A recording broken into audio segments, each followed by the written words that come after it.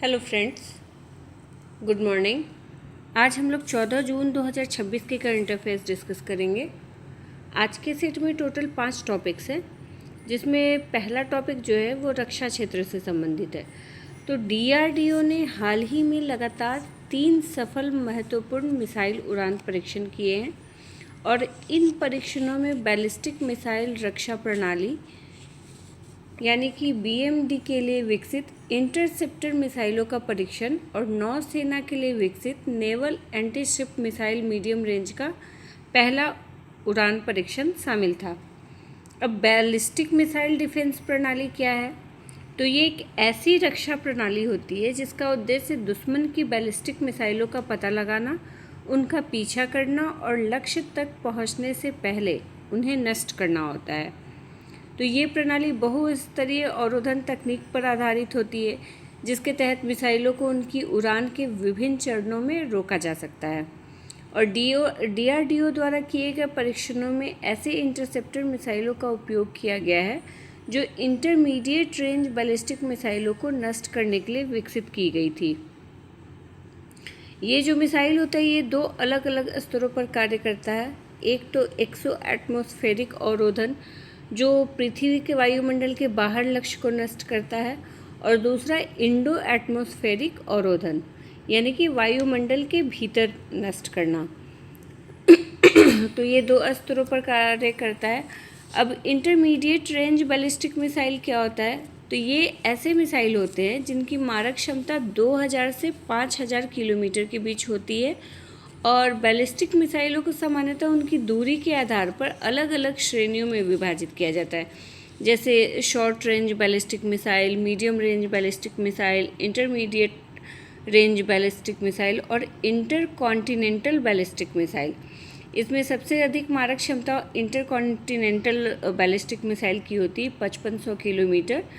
तो ये हुए बैलिस्टिक मिसाइल को अलग अलग मारक क्षमता के आधार पर डिवाइड किया जाता है। डीआरडीओ ने naval antiship missile medium range का भी पहला सफल उड़ान परीक्षण किया है।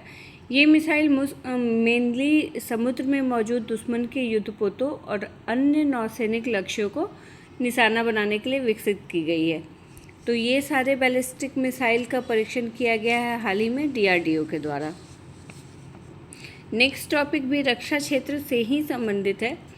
तो हाल ही में रक्षा मंत्री राजनाथ सिंह ने तेलंगाना के हैदराबाद स्थित रक्षा अनुसंधान एवं विकास प्रयोगशाला परिसर में doctor APJ Abdul Kalam missile complex के भीतर एडवांस्ड वेपन सिस्टम कॉम्प्लेक्स का उद्घाटन किया है।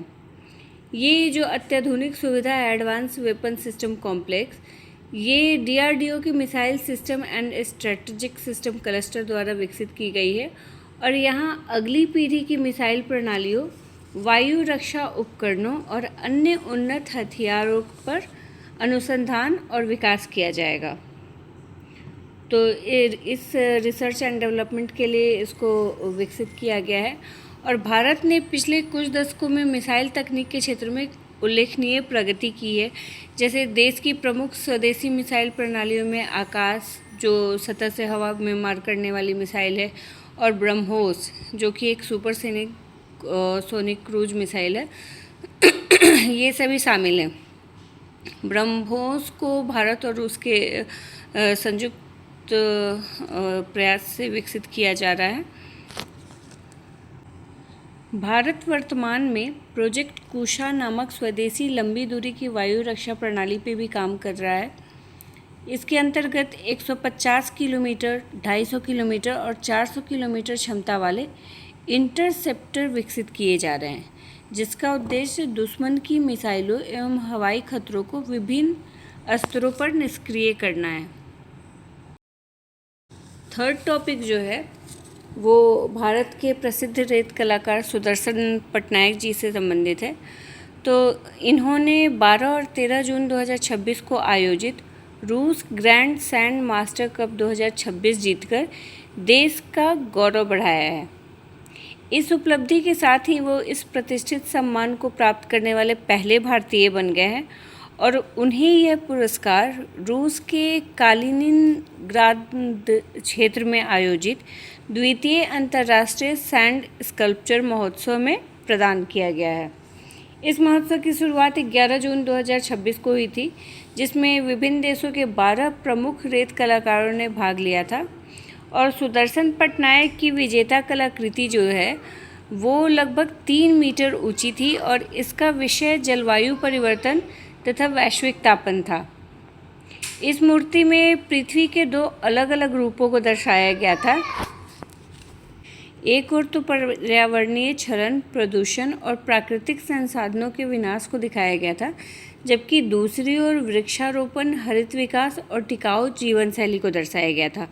तो इसी कलाकृति के कारण उन्हें यह पुरस्कार मिला है और वो इस सम्मान को प्राप्त करने वाले पहले भारतीय रेत कलाकार बन गए हैं। नेक्स्ट टॉपिक देखते हैं।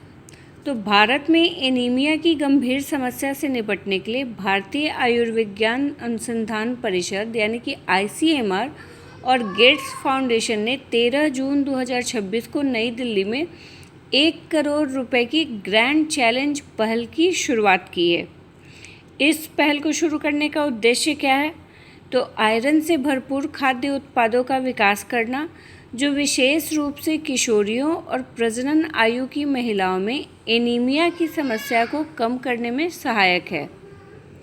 इस कार्यक्रम के तहत चयनित परियोजना को प्रोटोटाइप विकसित करने के लिए अधिकतम 1 करोड़ तक की वित्तीय सहायता प्रदान की जाएगी।